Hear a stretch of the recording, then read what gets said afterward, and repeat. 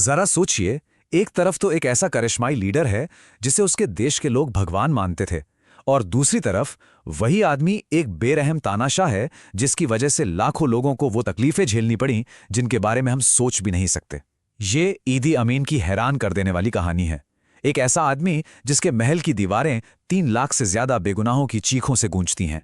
नहीं नहीं, ये किसी हॉरर फिल्म का डायलॉग नहीं है। ये शब्द खुद ईदी अमीन के हैं, और बस ये एक लाइन ही काफी है उस आदमी की घटिया सोच को समझने के लिए, जिसे दुनिया युगांडा के कसाई के नाम से याद करती है। ये सिर्फ एक नंबर नहीं है, ये तो एक छोटा सा अंदाजा है उन अनगिनत जिंदगियों का जो ईदी अमीन के 8 साल के खूनी राज में खत्म हो गई। हर एक चेहरा, हर एक कहानी उस खौफ की गवाही देती है जो उसने अपने ही लोगों पर ढाया था। तो असली पहेली तो यही है, इतने जुल्मों के बाद भी युगांडा के इतने सारे लोग इस आदमी को पूछते क्यों थे? एक शैतान पूरे देश का हीरो कैसे बन गया? चलिए इस पूरी कहानी को परत दर परत समझते हैं। इस सवाल का जवाब हमें मिलेगा उसकी शुरुआत में। हमें वक्त में पीछे जाना होगा, ईदी अमीन की मामूली शुरुआत से लेकर औपनिवेशिक सेना में उसके खूंखार बनने तक के सफर को समझना होगा। तो अमीन युगांडा के उत्तर पश्चिम में एक छोटे से कबीले काकवा से था। पढ़ाई लिखाई में ज्यादा कुछ नहीं, 4वीं क्लास में ही स्कूल छोड़ दिया था। लेकिन हाँ, कद काठी जबरदस्त थी, 6 फुट 4 इंच। और वो अंग्रेजी बोलने वाले बड़े लोगों की तरह नहीं, बल्कि आम लोगों की भाषा में बात करता था, जिससे आम युगांडाई लोग उससे आसानी से जुड़ जाते थे।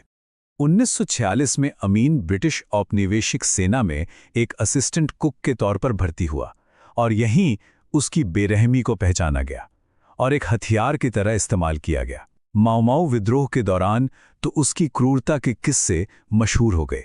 अपने ही लोगों पर यह जुल्म ब्रिटिश अधिकारियों को बहुत पसंद आया और वो तेजी से तरक्की करता चला गया। अब जैसे जैसे युगांडा की आज़ादी का वक्त नज़दीक आ रहा था, अमीन ने खुद को बिल्कुल सही जगह पर खड़ा कर लिया। उसने बड़ी चालाकी से अपनी एक ऐसी इमेज बनाई जिसने उसे लोगों का हीरो बना दिया। 1962 में आज़ादी के बाद युगांडा की पावर 2 लोगों के बीच बटी हुई थी।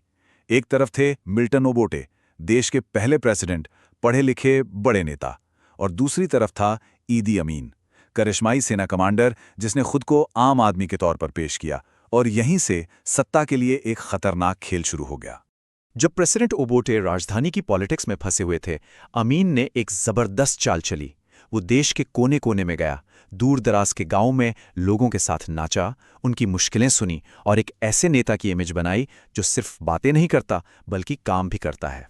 और फिर वो मौका आ ही गया जिसका अमीन को इंतजार था। 25 जनवरी 1971 को जब प्रेसिडेंट ओबोटे सिंगापुर में एक कॉन्फ्रेंस के लिए गए हुए थे, अमीन ने अपनी फौजी ताकत और लोगों के बीच अपनी लोकप्रियता का इस्तेमाल करके रातों रात तख्ता पलट कर दिया। लेकिन पावर हाथ में आते ही लोगों के मसीहा का नकाब उतरने लगा और दुनिया ने एक पागल और बेरहम तानाशाह का असली डरावना चेहरा देखा। गद्दी पर बैठते ही अमीन का सबसे पहला काम था अपनी पावर को मजबूत करना, और इसके लिए उसने जो किया वो बहुत क्रूर था। उसने सीक्रेट डेथ स्क्वाड बनाए जिनका एक ही काम था शक के आधार पर किसी भी विरोधी को खत्म कर देना। अचोली और लेंगो कबीलों का तो नरसंहार कर दिया गया क्योंकि अमीन को शक था कि वो ओबोटे के वफादार हैं।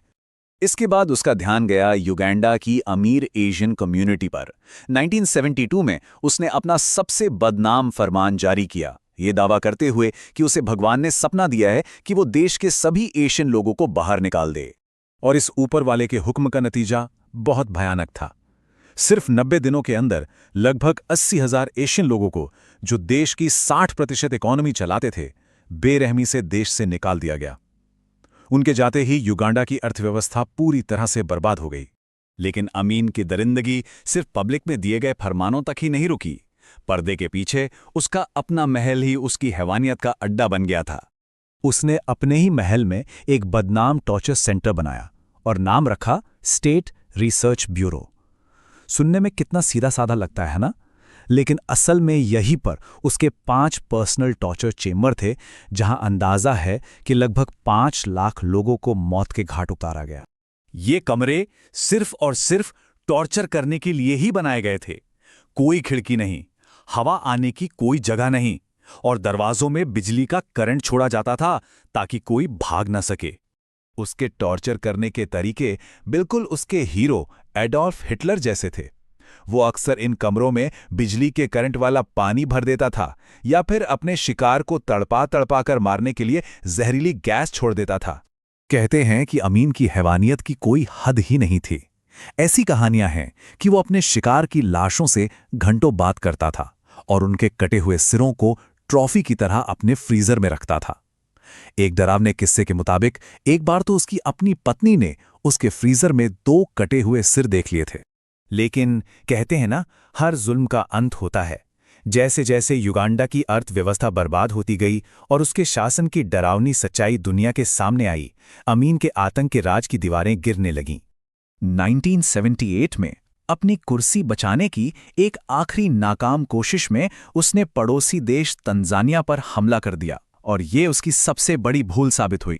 उसकी सेना हार गई और अमीन को अपने ही देश से भागना पड़ा।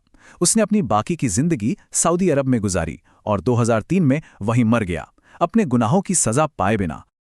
और यहीं हम वापस उसी हैरान करने वाले सवाल पर आ जाते हैं।